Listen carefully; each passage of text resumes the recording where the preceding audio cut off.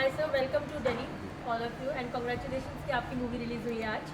और जिस तरीके से आपका सिनेमाघरों में प्यार देखा है मूवी के लिए बहुत अच्छा लगा। सबसे पहले जानना चाहेंगे सर आपसे सर कि जैसे जब मूवी बनी आप लोगों का पूरा एक होता है रिसर्च होती है एक अच्छी तरीके से, तो सर क्या सोच के ये ध्यान में आया कि लव इन यूक्रेन बनानी चाहिए? जी आप इधर आओ सर, माइक इधर है। गुरुदेव, मैं माइक आ हाँ जी हाँ जी हाँ जी माइक उधर आ हाँ जाए, जी सबसे यही मैं यही एक्चुअली हेलो, आई एम विशाल ओम प्रकाश। सबसे पहले मैं अपना परिचय दे दूं। इस फिल्म का निर्देशक आप श्री पवन कौशिक जी और आप तो विपिन हमारे हीरो, बहुत अच्छा काम किया है। आज इनका दिन है लेकिन आप मुझसे सवाल पूछ रहे हैं, ठीक है। लव इन यूक्रेन बनाना ऐसा कुछ नहीं था, एक बढ़िया एक अच्छी लव स्टोरी बनानी है, एक अच्छी प्रेम कहानी बनानी है जैसा जो विपिन को सूट करे और जैसा इनके अंदर जितनी कला की एक विभिन्नताएं हैं, एक डायमेंशंस हैं इनके पर्सनालिटी के, इनके आर्ट के, बड़े अच्छे बेहतरीन आदमी। कम से कम 5-7 साल इन्होंने बड़ी अच्छी ट्रेनिंग्स की हैं, थिएटर्स में बड़ा अच्छा काम किया है, तो कुछ कम से कम दिखा सके एटलीस्ट। सिनेमा में ऐसे नहीं लपेट के हम फेंक दें, कुछ ऐसी कहानी की तलाश थी।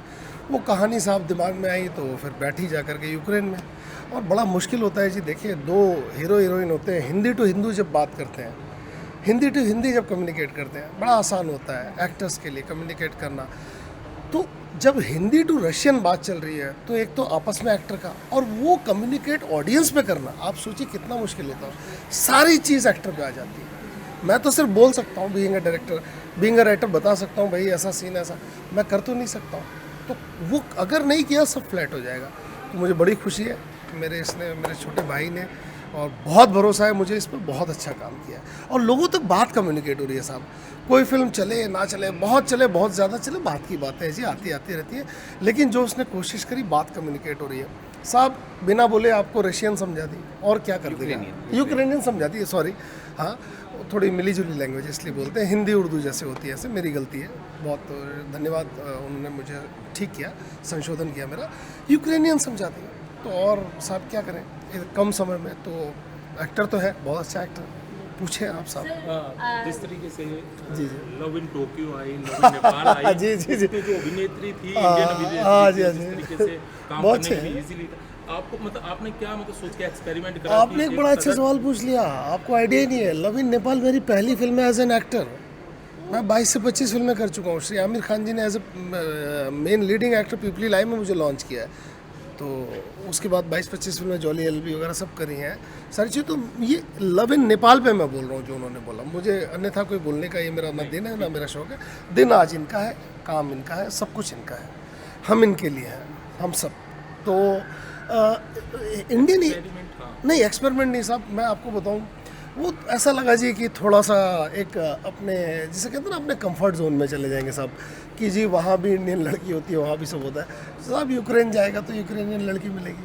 फिर जो मुश्किलात थी हमारे सामने थी एज ए राइटर डायरेक्टर, और वो फिर जो हम निकल गए मुश्किल से सारी हमने इनके ऊपर डाल दी और बहुत अच्छे से निभाया इसने, बहुत अच्छे से निभाया, तो बहुत अच्छे से निभाया। विपिन, आपसे पूछना चाहूंगी हाँ, कैसा लगा आपको इनसे सर पूछिए। के साथ काम करके, कितना आपको उनके डायरेक्शन में काम करके क्या आपके एक्सपीरियंसेस रहे?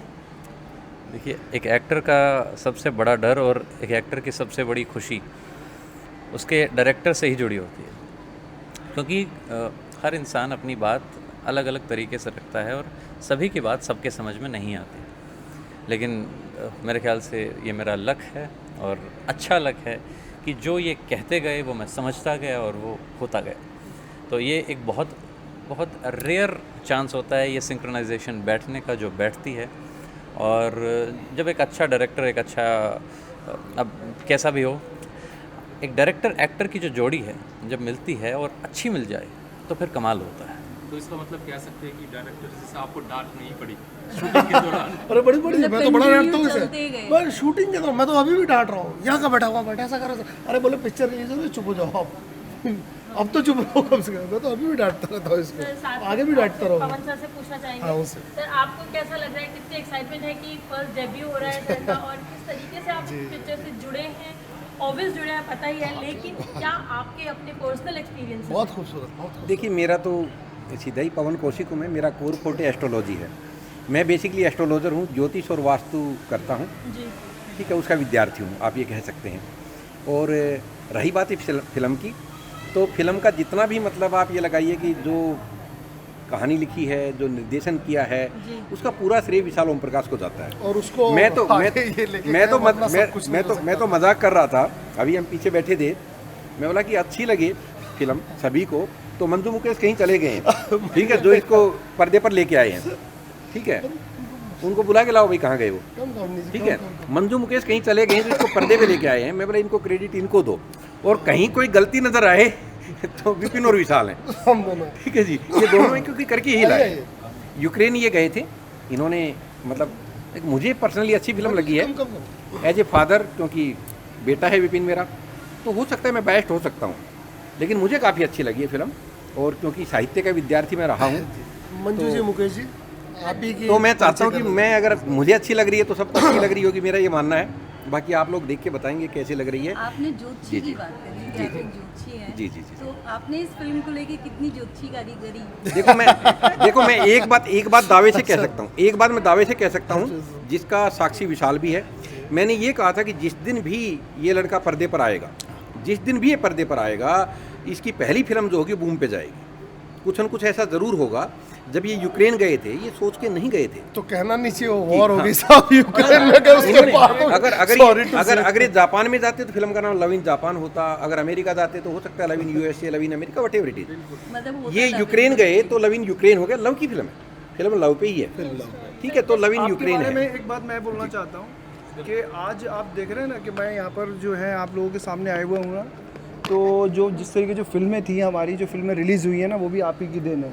मेरी पहली फिल्म थी या दूसरी तीसरी, सिर्फ आपके वजह से, मतलब जिस चीज़ की भविष्यवाणी करते हैं ना वो होना ही है। तो आज जो भी हूँ मैं, समझ लीजिए आपके आशीर्वाद से, और आज विपिन की पिक्चर जो है रिलीज़ हुई है, तो ये भी समझ लीजिए कि आपका बहुत बड़ा आशीर्वाद, और जो ये कहते हैं ना वो होता ही होता है। देखिए मैं यहाँ पे करेक्ट करूँगा, मुकेश का एक्चुअली इतना ज़्यादा प्यार है तो ये उसकी महानता है, उसका प्रेम है, ठीक है, तो मैं बिल्कुल, क्योंकि इनकी आस्था इतनी गहरी है, और अगर आस्था होती है तो स्वयं में भगवान का रूप होती है। जब ये विश्वास करते हैं मेरे ऊपर, कुछ कार्य करते हैं, वो होता है, तो करता परमात्मा ही है, करता कोई और है।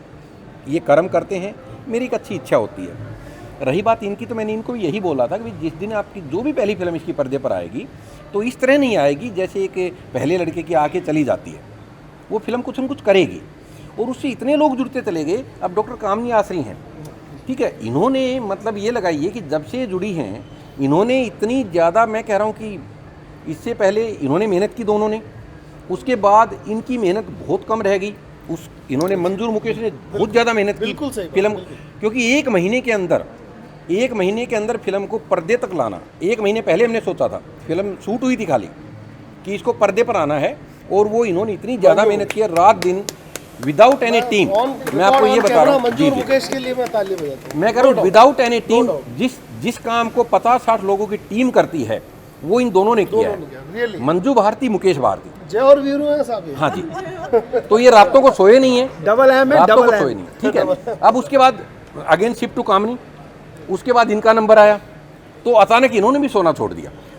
इनको आप ये लगाइए कि रात को 3 बजे भी वो कर रही हैं, 2 बजे भी एक मतलब मेल कर रही हैं, कॉल कर रही हैं, तो इन्होंने बहुत मेहनत की है फिल्म को।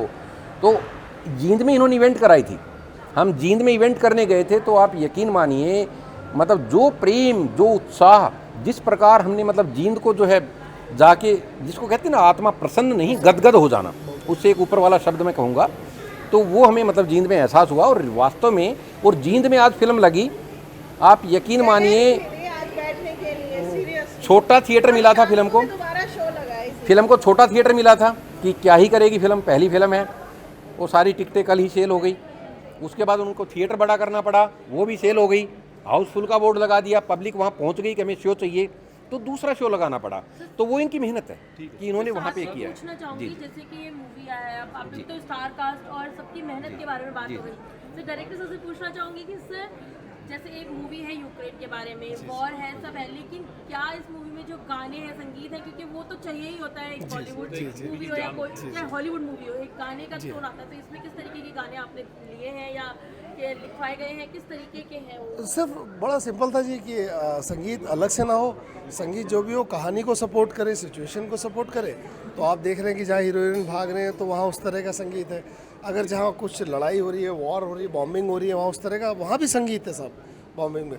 तो क्योंकि हमारे यहाँ सब पैदा होने में भी संगीत, मरने में भी संगीत, तो मैंने कहा अगर वॉर हो रही है, फाइट हो रही है, तो उसमें संगीत क्यों ना हो, उसमें भी संगीत। तो सब वही है, उसी सिचुएशन के हिसाब साथ ही से। साथ पूछना चाहूँगी जैसे कि मूवी यूक्रेन में है, यूक्रेन की सिचुएशन सबको पता है जी। तो आपने इस मूवी में भी कुछ वो सीन्स लिए हैं, वॉर के सीन्स लिए हैं, क्योंकि आप लोग खुद वहाँ पर थे, आप लोगों ने देखी हैं हाँ चीज़ें। जी, तो एक्चुअली ये अनप्रिडिक्टेबल था। हम लोग जब गए थे यूक्रेन, जैसा हमेशा की तरह एक बहुत खूबसूरत देश, खूबसूरत लोग, बहुत अभी बेहतरीन हमारे देश, यहाँ के वैसा ही जो था। एडीएम साहब हैं वो भी आए हैं, उन्होंने आइए, पिक्चर देखी है। आइए सर। कैसी लगेगी जरूर। सर प्लीज आइए ना। आइए आइए आइए।